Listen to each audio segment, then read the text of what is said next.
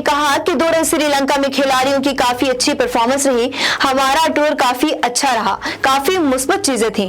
दौरे श्रीलंका से वापसी पर मीडिया से गुफ्तगू करते हुए बाबर आजम का कहना था कि तैयारियां अच्छी थी, दौरा से कबल कैंप लगाया गया, प्रैक्टिस मैच से भी काफी फायदा हुआ। दूसरा मैच गोल में शिफ्ट हुआ, मेहनत करने से अच्छे नतीजे आते हैं।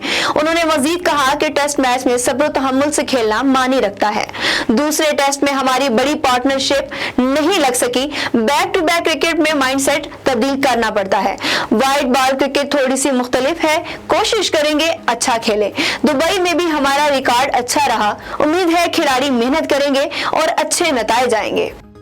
कॉमनवेल्थ गेम्स में शिरकत के लिए बर्मिंघम में मौजूद कौमी हॉकी टीम के 2 खिलाड़ियों का कोविड टेस्ट मुस्बत आ गया। टीम मैनेजर ने बताया कि इन्हें आइसोलेट कर दिया गया है। उन्होंने कहा कि दीगर खिलाड़ियों के कोरोना टेस्ट भी लिए गए। कॉमनवेल्थ गेम्स की इफ्तिताही तकरीब 28 जुलाई को होगी।